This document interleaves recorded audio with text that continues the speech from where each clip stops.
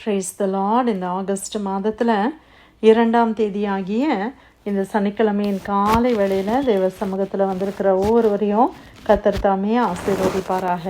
இந்த நாளிலும் நம்ம தியானிக்கிற கர்த்தருடைய வார்த்தை நம்முடைய பரிசுத்த வேதாகமத்தில் 1 சாமுவேல் 24ஆம் அதிகாரம் 17வது வசனம். 1 Samuel chapter 24 verse 17.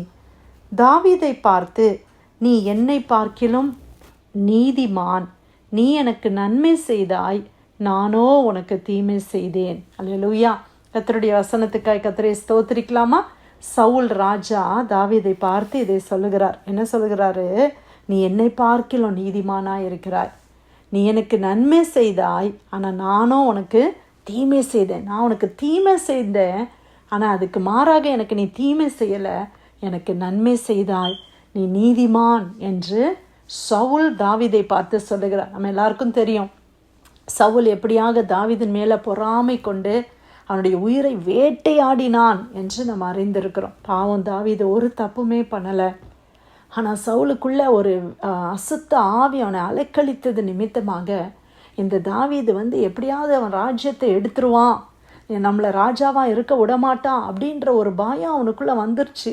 அதனால் போட்டு தாவீதை அவன் வேட்டையாடுகிறான். ஒரு பெரிய ராஜா இராணுவத்தையே கூட்டி கொண்டு வந்து இந்த தாவீதுக்கு எங்கெல்லாம் தாவீது போகிறானோ அங்கெல்லாம் கூடவே போய் அவனை பிடிக்கணும்னு சொல்லி அவர் எத்தனை பண்ணுகிறத பார்க்குறோம். அதற்காக தாவீது பாவம் எத்தனையோ இடங்களுக்கு ஒளிந்து போகிறார், அங்கே எங்கேன்னு ஓடுகிறார். மலைகள் குகைகள்னு சொல்லி அநேக இடங்களில் போய் அவர் ஒளிந்து தன்னுடைய ஜீவனை பாதுகாக்கும்படி அவர் ஓடுகிறார். அப்படியான ஒரு சூழ்நிலையில் தான் நம்ம பார்க்குறோம். இந்த அதிகாரத்தில் நான் சில வசனங்களை வாசிக்கிறேன், நம்மளுக்கு அது ரொம்ப நல்லாயிருக்கும். இந்த இடத்துல பார்த்திங்கன்னா சவுல் தாவீதை தேடி வருகிறான், வேட்டையாடி கொண்டு இருக்கிற ஒரு சூழ்நிலை.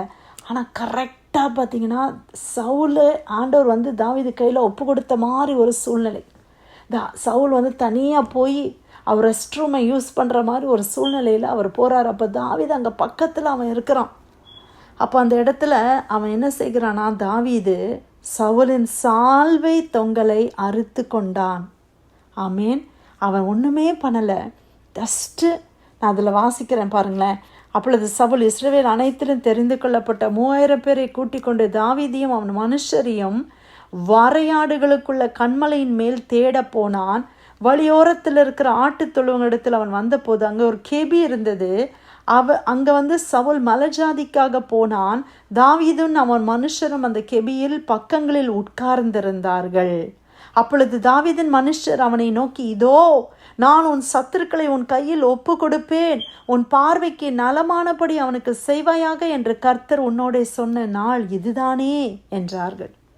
தாவீது எழுந்திருந்து போய் சவுலுடைய சால்வையின் தொங்கலை மெல்ல அறுத்து கொண்டான்.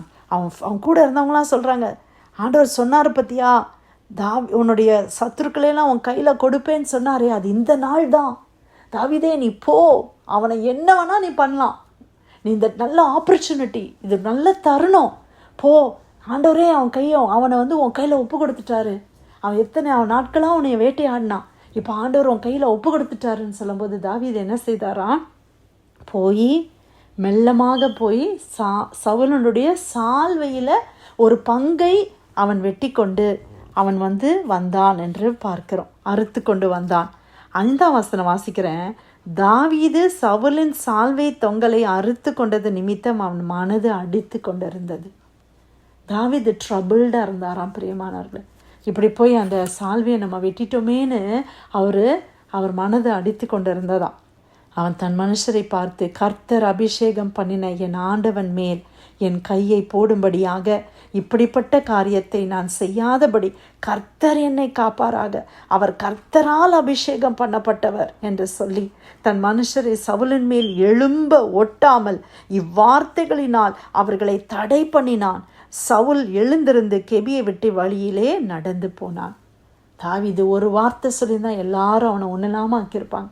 ஆனால் அவங்கெல்லாம் எதுவுமே செய்யாதபடி அவர் சொல்கிறாரு, தேவனால் அபிஷேகம் பண்ணப்பட்டவர் சவுல், நான் என் கையை அவங்க மேலே போடவே மாட்டேன், அதை நான் செய்ய மாட்டேன், நீங்களும் போடக்கூடாதுன்னு சொல்லி அவங்களையெல்லாம் தடுத்தான் என்று பார்க்கிறோம். தன் மனுஷர் சவுலின் மேல் எலும்பு ஓட்டாதபடி அவன் போனான். அப்பொழுது தாவீதும் எழுந்து கெபியிலிருந்து புறப்பட்ட சவுலுக்கு பின்னாக போய் ராஜாவாகிய என் ஆண்டவரே என்று கூப்பிட்டான். சவுல் திரும்பி பார்த்த போது தாவீது தரை மட்டும் முகம் குனிந்து வணங்கி சவுலை நோக்கி, தாவீது உமக்கு பொல்லாப்பு செய்ய பார்க்கிறான் என்று சொல்லுகிற மனுஷருடைய வார்த்தைகளை ஏன் கேட்கிறீர்? இதோ கர்த்தர் என்று கெபியிலே உம்மை என் கையில் ஒப்பு கொடுத்தார் என்பதை இன்றைய தினம் உம்முடைய கண்கள் கண்டதே. உம்மை கொன்று போட வேண்டும் என்று சிலர் சொன்னார்கள். ஆனாலும் என் கை உம்மை தப்ப விட்டது. என் ஆண்டவன் மேல் என் கையை போடேன். அவர் கர்த்தரால் அபிஷேகம் பண்ணப்பட்டவராமே என்றான். என் தகப்பனே, பாரும், என் கையில் இருக்கிற உம்முடைய சால்வையின் தொங்கலை பாரும். உம்மை கொன்று போடாமல் உம்முடைய சால்வையின் தொங்கலை அறுத்து கொண்டேன். என் கையிலே பொல்லாப்பும் துரோகமும் இல்லை என்றும் உமக்கு நான் குற்றம் செய்யவில்லை என்றும் அறிந்து கொள்ளும். நீரோ என் பிராணனை வாங்க அதை வேட்டையாடுகிறீர். கர்த்தர் எனக்கும் உமக்கும் நடு நின்று நியாயம் விசாரித்து கர்த்தர் தாமே என் காரியத்தில் உமக்கு நீதியை சரி கட்டுவாராக. உம்முடைய பேரில் நான் கை போடுவது இல்லை. முதியோர் மொழிப்படியே ஆகாதவர்களிடத்திலே ஆகாமியம் பிறக்கும். ஆகையால் உம்முடைய பேரில் நான் கை போடுவது இல்லை. இஸ்ரவேலின் ராஜா யாரை தேட புறப்பட்டார்? ஒரு செத்த நாயையா? ஒரு தெள்ளுப்பூச்சியையா? நீர் யாரை பின்தொடர்கிறீர்? கர்த்தர் நியாயாதிபதியா இருந்து எனக்கும் உமக்கும் நியாயம் தீர்த்து எனக்காக வழக்காடி நான் உம்முடைய கைக்கு தப்ப என்னை விடுவிப்பாராக என்றான். தாவீது இந்த வார்த்தைகளை சவுலோட சொல்லி முடிந்த பொன் சவுல், என் குமாரனாகிய தாவீதே, இது உன்னுடைய சத்தமல்லவா என்று சொல்லி சத்தமிட்டு அழுது தாவீதை பார்த்து, நீ என்னை பார்க்கிலும் நீதிமான். நீ எனக்கு நன்மை செய்தாய், நானோ உனக்கு தீமை செய்தேன்.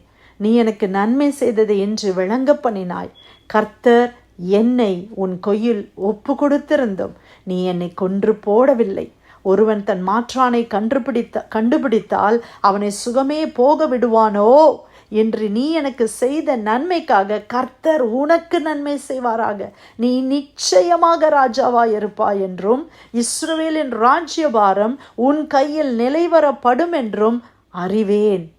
இப்போதும் நீ எனக்கும் எனக்கு பின்வருகிற என் சந்ததியும் வேறெடுப்பது இல்லை என்றும் என் தகப்பன் வீட்டாரில் என் பெயரை அழித்து போடுவது இல்லை என்றும் கர்த்தர் மேலே ஆணையிட்டு கொடு என்றான். அப்பொழுது தாவீது சவுலுக்கு ஆணையிட்டு கொடுத்தான். பின்பு சவுல் தன் வீட்டுக்கு புறப்பட்டு போனான். தாவீதும் அவன் மனுஷரும் அரணிப்பான இடத்திற்கு ஏறி போனார்கள். எவ்வளோ அருமையான ஒரு சம்பவம், எவ்வளோ ஆப்பர்ச்சுனிட்டி, தருணம் இருந்தது. எல்லாரும் சொல்கிறாங்க கர்த்தர் கையில் ஒப்பு கொடுத்துட்டாரு. தாவீது சொல்கிறாரு, இல்லை, நான் செய்ய மாட்டேன். ஆண்டவரால் அபிஷேகம் பண்ணப்பட்டவர் மேலே என் கையை போட மாட்டேன். கர்த்தர் எனக்கு நடுவாக இருந்து நியாயம் தீர்க்கட்டும். ஆண்டவர் எனக்கு இதுக்கு பதில் கொடுக்கட்டும். நான் செய்த இந்த காரியத்தை நிமித்தம் தேவன் எனக்கு நியாயம் செய்ய வேண்டும் என்று சொல்லுகிறார். சவுலே சொல்கிறாரு, நீ நீதிமான், நீ என்ன பார்க்கலாம் நீதிமான் தாவீதே. நான் உன்னை கொலை செய்யணும், உனக்கு தீமை செய்யணும்னு நினைக்கிறேன். ஆனால் நீ எனக்கு நன்மை செய்தாயே. யார் இப்படி செய்வா? யார் இப்படி செய்வா? ஒரு எதிராளி கையில் வரும்போது அவனை யார் கொன்று போடாமல் விடுவா? யார் சும்மா விடுவா? நீ என்னை சும்மா விட்டுட்டியே. நீ நிஜமாவே நீதிமான். நிச்சயமா நீ ராஜாவாக தான் போற. ராஜ்யபாரம் ஸ்தாபிக்கப்படும் என்று யார் பொறாமை கொண்டு ராஜ்யபாரம் அவனுக்கு வரக்கூடாதுன்னு நினைக்கிறாங்க, அவன் வாயிலிருந்தே தீர்க்க தரிசனமான வார்த்தைகள் வந்ததை பார்க்கிறோம். அல்லேலூயா. இன்னைக்கு நேற்று நம்ம தியானிச்சோம் ஒரு வசனம். என்ன வசனம்? நீதிமானுடைய வீட்டில் அதிக பொக்கிஷம் உண்டு. நீதிமானாக இருக்கணும்னு தியானித்தோம். நீதிமான் என்றால் இதுதான் பிரியமானவர்களே. நல்லவர்களாக வாழ்கிறது ஒன்று, நீதிமானாக வாழ்கிறது அடுத்த ஸ்டெப். இப்போ நல்லவங்களாக இருக்கிறதுனா நான் யாருக்குமே எந்த தப்புமே பண்ணாமல் நான் உண்டு, என் வாழ்க்கை உண்டு, நல்லபடியாக நான் இருக்கிறேன், அது நல்லவன். நீதிமான்னா எனக்கு ஒருத்தங்க தீமை செய்கிறாங்க, ஆனால் அவங்களுக்கு நான் மாறுத்துறோம், நன்மை செய்கிறேன், பார்த்தீங்களா, அது நீதிமான். அதே தான் தாவீதனுடைய வாழ்க்கையில் நம்ம பார்க்குறோம். இன்றைக்கி நம்ம அப்படி இருக்கிறோமா? எத்தனை பேர் இன்றைக்கி நம்மளால் மன்னிக்க முடியல? எத்தனை பேர் நமக்கு விரோதமாக தீமை செய்திருக்கலாம், நம்முடைய பேரை மோசமாக பேசியிருக்கலாம், நம்மளை அவதூறு பண்ணியிருக்கலாம், நம்மளுக்கு கஷ்டத்தை கொடுத்துருக்கலாம், நமக்கு நஷ்டத்தை கொண்டு பண்ணியிருக்கலாம். அவர்களுக்கு நன்மை செய்கிறோமா? நம்ம அமைதியாக இருக்கிறதுன்றது நல்லவங்க, ஆனால் அவங்களுக்கு நன்மை செய்கிறோம் பார்த்தீங்களா? நன்மை செய்கிற அனுபவத்தில் நம்ம வர்றோம் பார்த்தீங்களா? அது நீதிமான். அல்லேலூயா. அவர்கள் நீதிமான். ஆண்டவராக இயேசு கிறிஸ்து சொன்னார், உங்கள் பிதா பூரண சற்குணராய் இருக்கிறது போல நீங்களும் பூரண சற்குணராய் இருங்கள். அல்லேலூயா. நம்முடைய தேவன் யாரு? பூரண சற்குணர். இயேசு கிறிஸ்து அப்படி இருந்தாரா? இயேசு கிறிஸ்து தன்னை அடித்தவங்க அவங்களெல்லாம் என்ன செய்தார்? அவங்களெல்லாம் மன்னித்தார்ல. ஆண்டவர் பிதாவே இவங்களெல்லாம் மன்னியும்னு சொன்னாங்க. இன்றைக்கி அப்படிப்பட்ட தேவனுடைய பிள்ளைகள் என்று சொல்லுகிற நாம் எத்தனை பேர் மேலே இன்னும் நம்மளுக்கு அவங்கள மன்னிக்க முடியாமல் நம்ம இருக்கிறோம். எவ்வளோ அவர்கள் நமக்கு விரோதமாய் செய்திருந்தாலும் அவர்களை மன்னிப்பது மட்டுமல்ல, அவர்களுக்கு நன்மை செய்ய வேண்டும். இதுதான் சான்ஸ்ன்னு சொல்லி அவங்களுக்கு தீமை செய்கிறதுக்கல்ல ஆண்டவர் அவங்கள அபிஷேகம் பண்ணியிருக்கிறார். நான் தொடமாட்டேன். இன்றைக்கி எத்தனை பேருக்குள்ள அந்த ஸ்டாண்டர்ட் இருக்குது? அந்த ஹோலினஸோடைய ஸ்டாண்டர்ட் எங்கே இருக்குது பிரியமானவர்களே? இன்றைக்கி நம்ம உலகத்தோடு நம்மளை கம்பேர் பண்ணி அவங்கள விட நான் நல்லவன், அவளை விட நான் நல்லவா, அவங்கள விட நான் எவ்வளோ பெட்டர், ஃபார் பெட்டர் அப்படின்னு நினைக்கிறோம். அது எல்லாம் ஸ்டாண்டர்ட். உலகத்தில் இருக்கிற மக்களை வச்சுக்கிட்டு நான் இவங்கள விட பரவாயில்லன்றது இல்லை. நான் கர்த்தருடைய ஸ்டாண்டர்டுக்கு நான் வரணுமே. தேவனுடைய பூரண சற்குணமாகிய அந்த பரிசுத்தத்துக்குள்ளே நான் வரணுமே. எனக்கு விரோதமாய் யார் என்ன செய்தாலும் அதை மறந்து மன்னித்து அவங்களுக்கு தேவைன்னு ஒன்று வரும்போது நான் ஓடி போய் முதலாளாக நிற்கிற அந்த அனுபவத்தில் நான் வரணுமே. அப்படிப்பட்ட அனுபவம் நமக்கு இருக்குதா? அதுதான் நீதிமான். அப்படிப்பட்ட நீதிமானாய் நான் வாழ்ந்தால் என்னுடைய வீட்டில் அதிகமான பொக்கிஷங்கள் இருக்கும். ஹல்லேலூயா. ரைச்சியஸ் லிவிங் என்பது ஈஸியான ஒரு வாழ்க்கையில் அது இயேசு கிறிஸ்து நமக்குள்ளே இருக்கும்போது மட்டும்தான் அந்த வாழ்க்கை வரும். ஆமாம் பிரியமானவர்களே, நம்மளை ஒன்றும் இல்லாமல் ஆக்கி போடணும்னு நினைக்கிறவங்க மத்தியில் கூட அவங்களுக்கு நன்மை செய்யணும்னு நினைத்து அவங்களுக்காக நம்ம ஜெபிக்கிறது தான் நீதிமானுடைய வாழ்க்கையை தான் ஆண்டவராக இயேசு கிறிஸ்து சொல்லி கொடுத்தார் இல்லையா? உங்களை துன்பப்படுத்துறவர்களுக்காக நீங்கள் ஜெபம் பண்ணுங்க. உங்களை அடிக்கிறவர்களை நீங்கள் திரும்பி அடிக்க வேண்டாம். அவங்கள சபிக்கிறவங்கள நீங்கள் ஆசீர்வதிக்கணும். இதெல்லாம் ஆண்டவர் சொன்னார் இல்லையா? அப்படி நம்ம வாழுகிறோமா? இன்றைக்கி நம்மளே நாமே நிதானித்து பார்ப்போமா? 1 சாமுவேல் 24:17 தாவீதை பார்த்து, நீ என்னை பார்க்கலாம் நீதிமான், நீ எனக்கு நன்மை செய்தாய், நானும் உனக்கு தீமை செய்தேன். இப்படி சொல்ல முடியுமா? உங்களை குறித்து ஒருத்தர் சொல்ல முடியுமா? நான் உங்களுக்கு தீமை செய்யணும்னு நினச்சேன், ஆனால் நீங்கள் எவ்வளோ எனக்கு நன்மை செய்கிறீங்களே அப்படின்னு சொல்ல முடியுமா? அப்படிப்பட்ட ஒரு நீதிமானாய் வாழ கர்த்தர் கிருபை செய்ய நம்மளுடைய பலத்தில் பண்ண முடியாது. ஆனால் இயேசு கிறிஸ்துவனுடைய பலத்தினால் என்னை பலப்படுத்துகிற கிறிஸ்துவனால் எல்லாவற்றையும் செய்ய நீதிமானாய் வாழ எனக்கு பலன் உண்டு. கிறிஸ்து நமக்கு உதவி செய்வாராக. ஆண்டவர் கொடுத்த வார்த்தைக்காக நன்றி செலுத்தி யாராவது ஜெபம் பண்ணுவோமா?